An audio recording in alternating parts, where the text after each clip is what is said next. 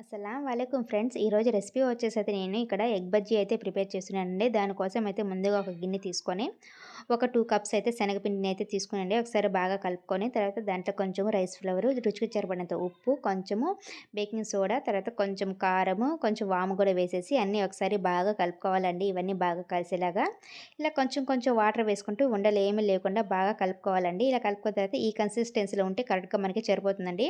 ఇలా కలుపుకొని పక్కన పెట్టుకున్న తర్వాత ఇక్కడైతే నేను ఒక 2 ఎగ్స్ అయితే తీసుకుంటున్నానండి. ముందుగా అయితే నేను గుడ్లని ఉడికించి పక్కన పెట్టేశాను. తర్వాత ఇలా మిడిల్‌లోకి అయితే కట్ చేసేసుకోవాలా. తర్వాత డీప్ ఫ్రైకి సరిపడినంత ఆయిల్ పెట్టేసి ముందుగా మనం కలిపి పెట్టుకున్నాం కదా పిండిని, ఈ బజ్జీ పిండిని తర్వాత ఎగ్స్ తీసుకొని ఇలా డిప్ చేసుకొని మొత్తము పిండికి వేసేసి మీడియం ఫ్లేమ్‌లోనే బాగా ఫ్రై చేసుకోవాలండి ఇవి.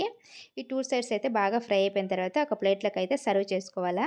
ఇలా ప్లేట్‌లోకి సర్వ్ చేసుకొని ఇలా వేడి వేడిగా ఈ బజ్జీల్ని ఎగ్ బజ్జీ తింటూ ఉంటే సూపర్‌గా ఉంటుంది ఫ్రెండ్స్. మన ఛానల్‌ని ఎవరైనా ఫస్ట్ టైమ్ చూస్తుంటే సబ్స్క్రైబ్ చేసుకోండి ఫ్రెండ్స్. అలాగే లైక్ కూడా చేయండి ఫ్రెండ్స్.